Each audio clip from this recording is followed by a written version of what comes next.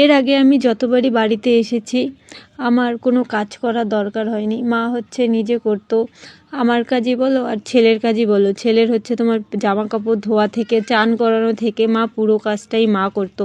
কিন্তু এবার এসেছি, মার হচ্ছে যেহেতু শরীর খারাপ, তো তোমরা অনেকেই জানো মারা গেছে ব্যাঙ্গালোরে। আজকে হচ্ছে 4 দিন, মা ছাড়া 4 দিন আজকে। তো হচ্ছে কাজ তো করতেই হবে, যেহেতু ভাই আছে।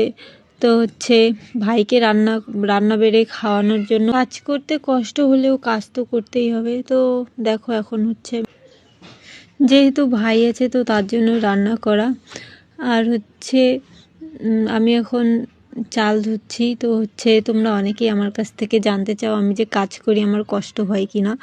তো দেখো আজকে তোমরা ভিডিওটা দেখলে বুঝতে পারবে যে আমি হচ্ছে ঠিক কিভাবে কাজ করি, কিভাবে আর কি জিনিসপাতি ওই হাত দিয়ে ধরি, কিভাবে হচ্ছে তোমাদের মানে আমি কাজগুলো যে করি সত্যি আমার খুব অসুবিধা হয়। দেখো ওই হাতটা আমি হচ্ছে হাঁটুর উপরে হচ্ছে মানে অনেকটাই ওজন না, তো হাতটা আমার তুলতে প্রচণ্ড কষ্ট হয়।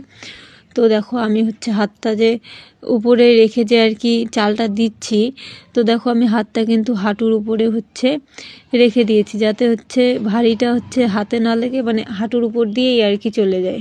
যেহেতু বাজার করার মতো কেউ নেই তাই হচ্ছে পাট শাক তুলে এনেছি।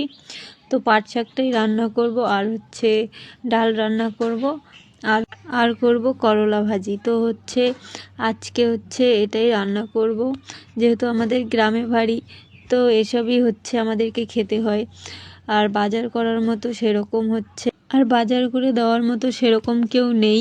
তো হচ্ছে এইসবে শাক কচু মানে যা আর কি গ্রামে যা যা পাওয়া যায় তো এগুলোই। তো চলো আমি শাকটা বেছে নেই, আর হচ্ছে ওদিকে ভাত আর ডাল সিদ্ধ হয়ে যাক। তো হচ্ছে